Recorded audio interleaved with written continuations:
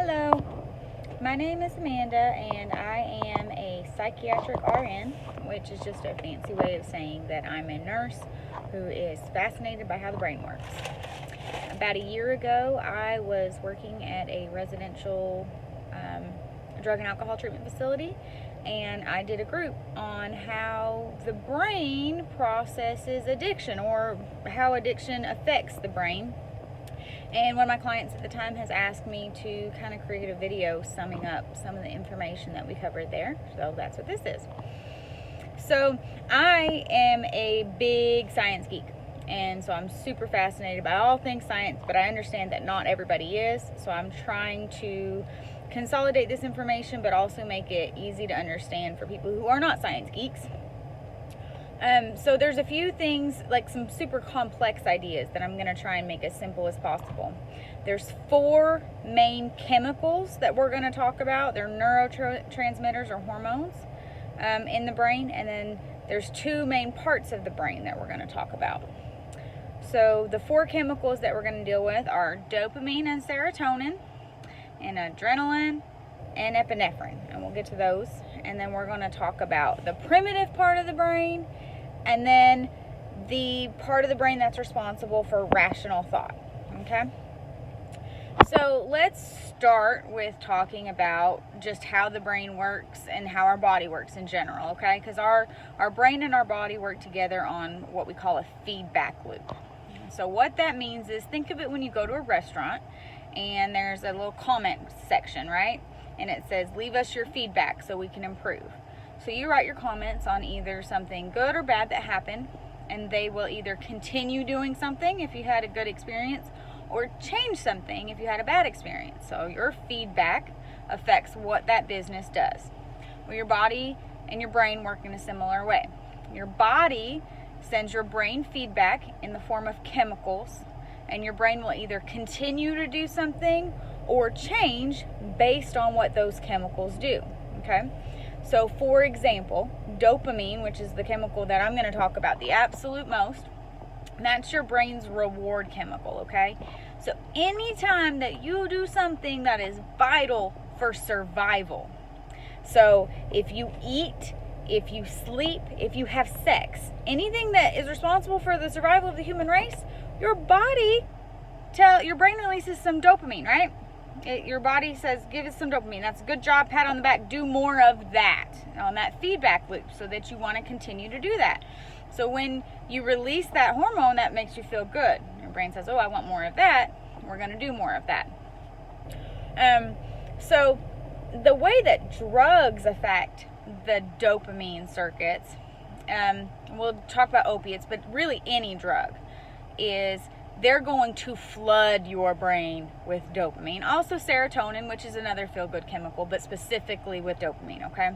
So if you shoot heroin, you take a shot of meth, whatever it is, your drug of choice, when you do that, your brain gets flooded with so much dopamine, more than it could ever produce on its own through that natural loop, right? That's why you get that euphoric feeling. That's how you get high. You feel really, really good. Well, after continued use, you've literally reprogrammed your brain to think that it now needs that much dopamine to survive. In fact, the amount of normal dopamine receptors that you had on your brain has now increased, and you've created all these artificial opioid dopamine receptors, or additional dopamine receptors that respond to that specific drug that you've been using. And so when you take that drug away, your brain can't produce as much dopamine as it now thinks that it has to have to survive. So your brain, the primitive part of your brain, that's where we're going to talk about the 2 different parts. The primitive part of your brain, the part that is responsible for survival, thinks that it's literally going to die because you've taken away something that is necessary for survival. Now, you've got this other part of your brain, the forebrain, the part that's responsible for, thinking through and reasonable thought and processing. You know in that part of your brain that you're not going to die, right? You might feel like you are if you're sick, but you know you're not actually going to die.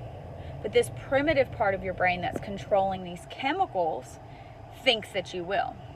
And that's going to initiate what we call the fight or flight response. And that's where those other two chemicals come into play, okay? The adrenaline and epinephrine. So the fight or flight response goes back to, again, we're talking about primitive, like caveman days. The primitive part of our brain has not evolved past caveman days. So if a fight or flight response is initiated in our brain, it doesn't know the difference between someone jumping out and scaring you and a T-Rex is about to eat me, right? Literally, there's no difference in those two. It floods your brain with epinephrine and adrenaline, and your first instinct is you're either going to fight back or you're going to run. Those are the only two things. And then the logical part of our brain that has evolved is going to take over. We're going to process the situation, determine how scary it is, and we're going to start, making some decisions based on that. But our first instinct, that fight or flight, is going to be that initial, we just need to survive this situation. Anything it takes to survive, flooded with those chemicals. So we've tricked our brain in addiction, right? We've used drugs for a period of time. We've flooded our brain with more dopamine than we could ever produce on our own. And then we take it away. And now our primitive brain, that part that's still the caveman brain, thinks we're going to die without it. Now, our responsible, reasonable thinking brain knows we're not, but the primitive brain thinks we are. So it initiates that fight or flight response. So now we're getting hit with adrenaline, we're getting hit with epinephrine, and we're getting hit with this primitive response to do whatever it takes to survive, or in this case, get the drug that's going to give me my dopamine back, right? So drug equals survival to this part of my brain. And that's what can lead to some of the behaviors that are really unfavorable that also comes with addiction. So even though this logical thinking part of my brain does not want me to go and rob my grandmother to get money to go buy dope, take it away long enough and this primitive part of my brain takes over, and that's what I'm going to do. And then I'm going to feel guilty about it afterwards because I still have this reasonable thinking part of my brain that's responsible. I mean, I know that that's not something that I should do. I know that that's not something that I want to do, but I'm being driven by the fight or flight response in this primitive part of my brain that thinks I'm going to die if I don't give it this drug. So I go in. So it's literally, think of it like if you were being chased by a serial killer, you would do whatever it took to survive that, right? If you had to break into someone's home, if you were forced to steal in order to not get killed, you would do that. Well, your primitive brain thinks that the exact same way, right? Now you know that that's not the case. You up here, you know that, but the primitive part of your brain that's just responsible for nothing but chemicals that are critical for your survival does not know that. So what does all of this mean? Okay, one, it can really help understanding this when you're in recovery, because it can really help you to let go of some of the guilt that we experience. You've probably done a lot of things in active addiction that you don't feel very good about. And you probably have a really hard time with forgiving yourself for those things. Not to mention anyone else forgiving you for it, but that's a whole other story. But just letting yourself, feel okay about things that you've done, because now that you're getting past that primal response, you've taken away the drug, you've lived without the drug long enough that you're not having that active fight or flight response in your brain anymore. And so now this part of your brain is taking over and you're remembering all those terrible, horrible things, and it makes you feel really, really bad. So understanding that at that point in your life, at that exact moment, your brain literally thought you would die if you didn't do those things, can help you to alleviate some of that guilt. 2, having this knowledge means that you now become accountable for your actions, because with knowledge equals accountability. So what do I mean by that? It means that once we understand the processes that are happening in our brain, we now have to take control of them. We can no longer let those processes control us. So if I know this fight or flight response is happening in my brain, and I know that that's what's driving my actions, then I have to take responsibility and accountability for that, and I have to stop the process and allow my forebrain, my logical thinking brain, to take over. And that's where it gets really tricky with addiction. So that's why you got to work your steps, you got to work your program, whatever it is, because everyone's journey looks a little bit differently.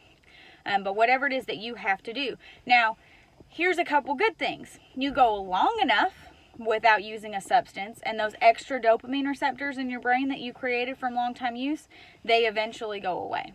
So you do get a reset. Now, it can take up to 1 to 2 years. Sometimes there's medications that can help with that, but if you just all on your own, just nothing but just straight abstinence based, right?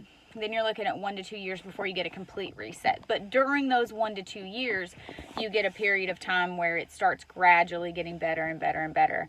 And that response gradually starts going away. So what does that mean? That means that your natural dopamine receptors start to be able to take effect. So early on in recovery, what we find is that you don't get as much pleasure from something that you might have before. Like maybe you're spending time with your children and you feel like, hey, I really should be enjoying this more than I am. What's wrong with me? There's nothing wrong with you. Your dopamine receptors have been affected by long-term drug use, and it takes time for that to get back.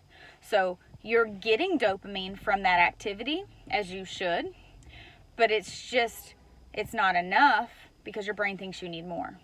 And over time, as those receptors start to become dulled, the fake receptors, the ones that you created, those activities that you would have felt pleasure from before become more and more pleasurable. And that natural dopamine that we create starts doing its job again, and it starts to be effective.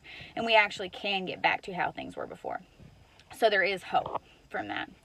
I hope that I explained this in a way that was easier for everyone to understand. Normally, I would take some questions at this point and kind of clear up some misconceptions. So I'm going to send this video on to the person that asked for it. And then if anybody does have any questions, I guess she can always message me about them.